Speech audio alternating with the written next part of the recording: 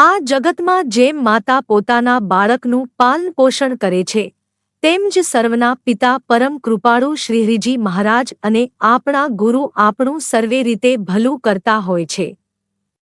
પરંતુ જેમ બાળક માતાના આધારે જ રહે છે, તેમ આપણે ભગવાનના કે મળેલા સત્પુરુષના આધારે રહેતા નથી.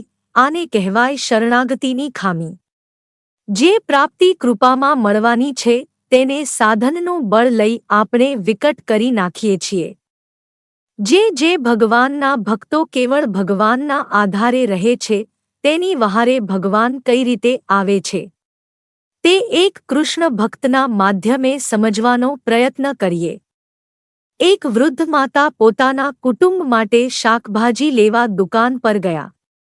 તેમની પાસે શાકભાજી ખરીદવાના પૈસા ન હોવાથી તેમણે દુકાનદારને શાકભાજી ઉધાર આપવા માટે વિનંતી કરી, પણ દુકાનદારે ઉધાર આપવાની ના પાડી.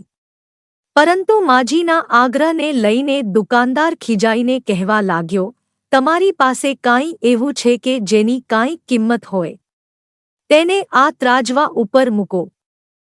હું તેના વજન બરોબર શાકભાજી આપી દઈશ.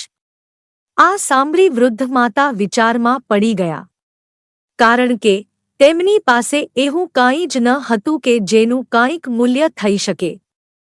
વિચારતા તેમણે એક નાનો કાગળનો ટુકડો કાઢ્યો અને તેના પર કાંઈક લખી તે કાગળ ત્રાજવા ઉપર મૂક્યો. દુકાનદારને આ જોઈ હસવું આવ્યું, તેમ છતાં તેણે થોડુંક શાકભાજી ત્રાજવા પર મૂક્યું. આશ્ચર્ય! કાગળવાળું પલ્લું નીચે નમી ગયું અને શાકભાજીવાળું પલ્લું ઊંચું જ રહ્યું. દુકાનદારે વધારે શાકભાજી મૂક્યું, પરંતુ કાગળવાળું પલ્લું ઊંચું જ ન થયું. છેવટે દુકાનદારે થાકીને આશ્ચર્ય સાથે માજીના કાગળને ઉપાડીને વાંચ્યો. વાંચીને તે ખૂબ જ વ્યથિત થઈ ગયો. કાગળમાં લખ્યું હતું કે, હે શ્રીકૃષ્ણ, તમે સર્વજ્ઞ છો, હવે બધું જ તમારા હાથમાં છે. દુકાનદાર જોતો જ રહી ગયો. તેણે બધું જ શાકભાજી માજીને આપી દીધું, પરંતુ કાંઈ સમજી ન શક્યો.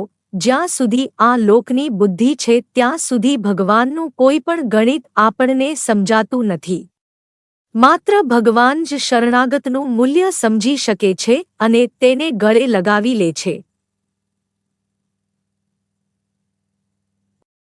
વહાલા મહારાજના ચરણોમાં પ્રાર્થના કરીએ કે, હે વહાલા, અમારું સ્વબળ ટળી જાય ને આપનું ખૂબ જ બળ રહે અને આપના જ આધારે રહેવાય, એવી અમારા ઉપર કૃપા કરશો. જય સ્વામિનારાયણ. આ ચેનલનો મુખ્ય ઉદ્દેશ્ય ધર્મનો પ્રસાર કરવાનો છે તથા ભગવાન સ્વામિનારાયણની અલૌકિક લીલા અને સારા વિચારો લોકો સુધી પહોંચાડવાનો છે, જે જીવનમાં શાંતિ અને સુખ તરફ દોરી જાય છે.